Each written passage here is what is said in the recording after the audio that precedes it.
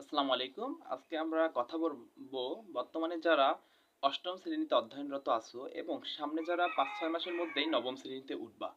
তো ভাইয়া তোমরা থাম্বনেল দেখেই হয়তোবা বুঝতে পারছো যে আমরা নবম শ্রেণীতে কি নিবো এই বিষয়ে আজকে কথা বলবো। তো সবাই সবার পরিবার বা সবার আত্মীয়স্বজন পরিজনেই মধ্যেই যারা পড়াশোনা করে না কেন সবার মাথায় একটা কমন প্রশ্ন যে আমি ভাইয়া 9-10 উঠে কি নিব? যে সায়েন্সে পড়বো, আর্টসে পড়বো নাকি কমার্সে পড়বো?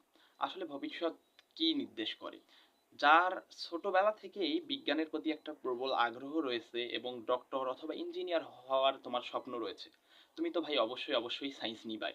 কারণ সায়েন্স বা বিজ্ঞান বিভাগ ছাড়া তুমি কখনোই ডক্টর হইতে পারবা না, ইঞ্জিনিয়ার হইতে পারবা না এবং বিজ্ঞান রিলেটেড যে বিষয়গুলো আছে এগুলো নিয়ে তুমি পড়াশোনা করতে পারবা না হায়ার এডুকেশনের ক্ষেত্রে। তো তোমাকে তো ভাই অবশ্যই ডক্টর অথবা ইঞ্জিনিয়ারের ক্ষেত্রে 9-10 সায়েন্স নিয়ে পড়তে হবে, ইন্টারমিডিয়েটেও সায়েন্স নিয়ে পড়তে হবে এবং কথা হলো যারা মানবিক এবং ব্যবসা শিক্ষা বিভাগ এদেরকে নিয়ে। তো ভাই তোমার যদি ইচ্ছা থাকে ভবিষ্যতে তুমি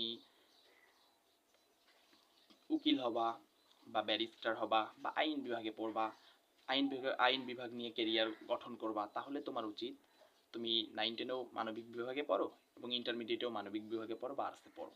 কারণ আর্টস বা মানবিক বিভাগ ছাড়া সাংবাদিকতা বা উকিল, ব্যারিস্টার এইগুলো হওয়া যায় না।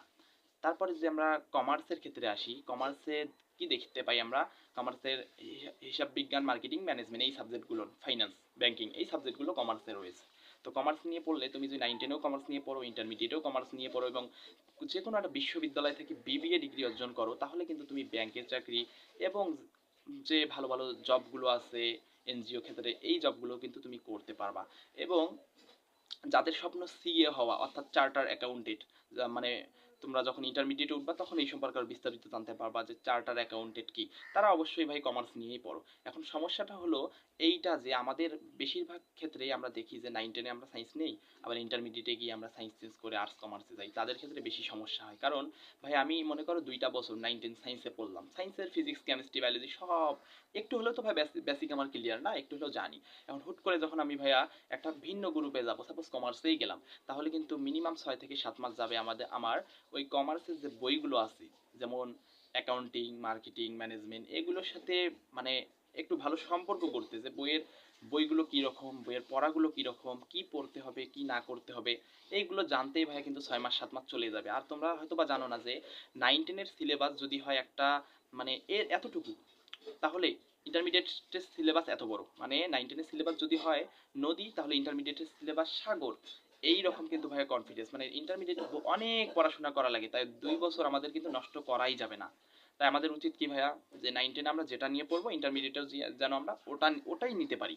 তাহলে আমরা আগে থেকেই ঠিক করব আমরা ভবিষ্যতে কি হব, তাহলে ওই অনুযায়ী আমরা 9-10-এ যা পড়বো ইন্টারমিডিয়েটেও ওই গ্রুপ নিয়ে পড়বো।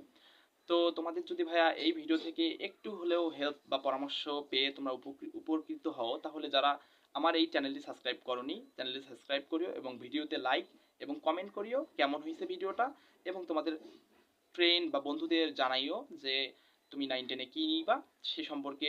এই বিষয় নিয়ে ভাইয়া পরামর্শ দিছে, পরামর্শটা দেখতে পারো। তো আসসালামু আলাইকুম, আল্লাহ হাফেজ, ভালো থাকো, দেখা হবে নেক্সট কোনো ভিডিওতে।